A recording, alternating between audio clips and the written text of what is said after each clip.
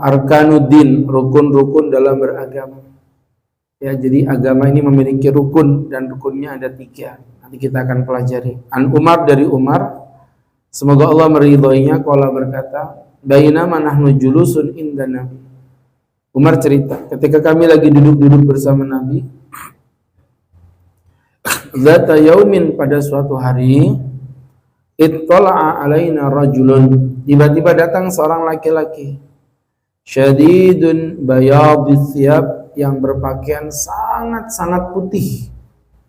Jadi artinya orang ini berpakaian dengan pakaian yang sangat-sangat bersih, hadirin. Ya, dengan pakaian yang begitu bersih, begitu putih. Syadidu thawabi sya'ri, dan rambutnya sangat hitam kelam. Artinya bisa kebayang baju putih rambutnya hitam itu kan gimana gantengnya, bersinar begitu, Pak, ya. La yura alaihi atharus safar, tidak terlihat dari wajahnya sebagai orang yang sedang safar. Orang safar itu kan kelihatan, Pak, seganteng apapun orang, kalau safar mukanya pasti berantakan. Ya, Bapak lihat kalau di pesawat itu, ya pulang umroh, satu rombongan Bapak perhatikan, secantik apapun ya tetap aja kalau udah pulang safar tuh mukanya udah berantakan. Ya kayak orang pulang kerja ya, kayak gini-gini muka-mukanya pada berantakan ya.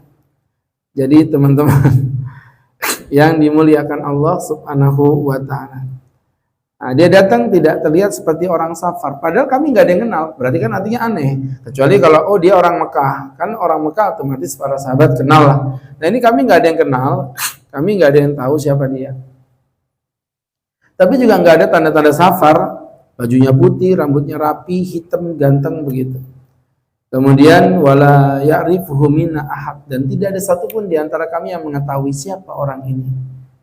Ini istilahnya sesosok misteri. Pasti membingungkan, itu baru misteri. Apalagi Miss Paus, Miss Hugh, itu jauh lebih membingungkan. Bapak ini asli ngantuk ini, Pak, ya. Saya bilang misteri, apalagi Miss Paus, bisanya mukanya kayak gini.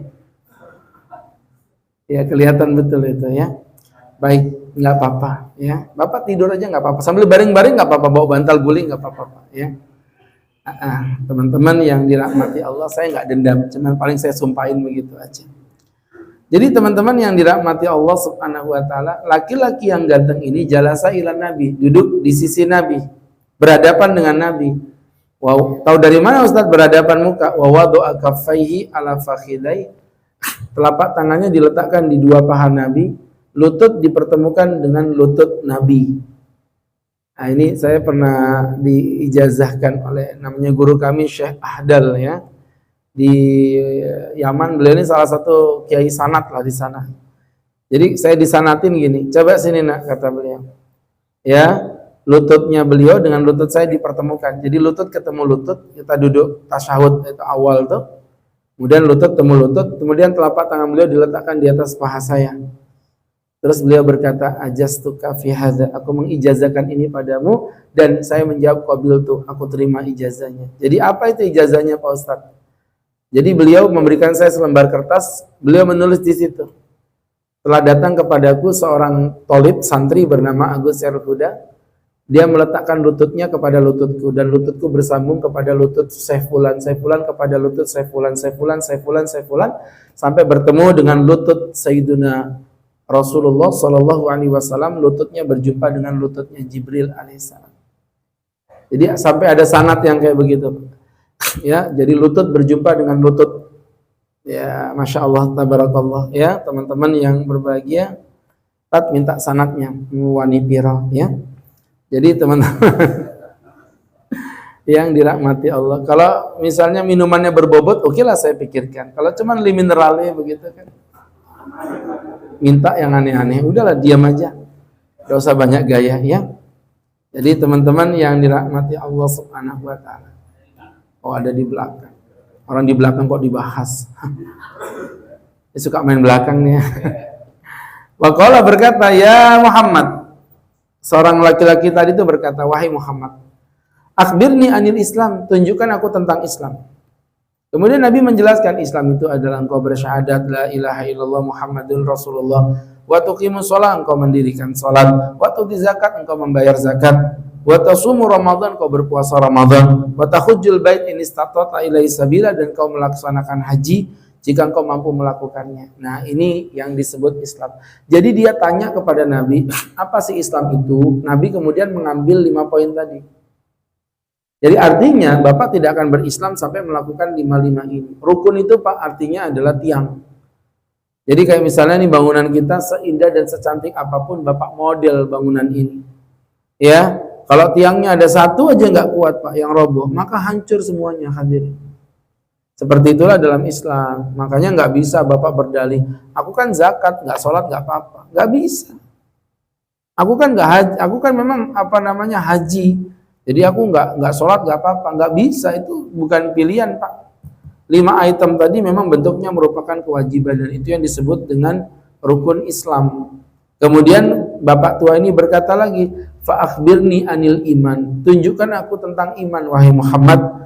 Nabi menjawab yang seperti rukun iman itu, antuk min billah, kau beriman kepada Allah, wa malaikatihi, dan para malaikatnya, wa kutubihi, dan kitab-kitabnya, wa rusulihi, dan utusan-utusannya, wal yaumil akhir, dan kepada hari akhir, wa tu'min bil qadari khairihi wa syarrihi, dan kamu beriman dengan adanya qada qadar, baik yang buruk maupun yang baiknya. Jadi dari sini Nabi ditanya tentang iman, jawabnya tentang rukun iman. Pas, jadilah akhirnya rukun iman. Kemudian teman-teman yang dirahmati Allah, kemudian dia bertanya lagi, fa akhbirni anil ihsan. Jelaskan aku tentang ihsan.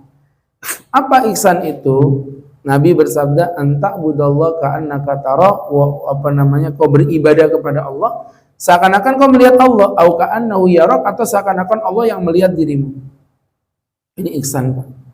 Jadi bapak-bapak yang dirahmati Allah, dari sini kita bisa melihat bahwa rukunnya agama itu ternyata ada 3. Yang pertama adalah iman, yang kedua adalah Islam, dan yang ketiga adalah ihsan.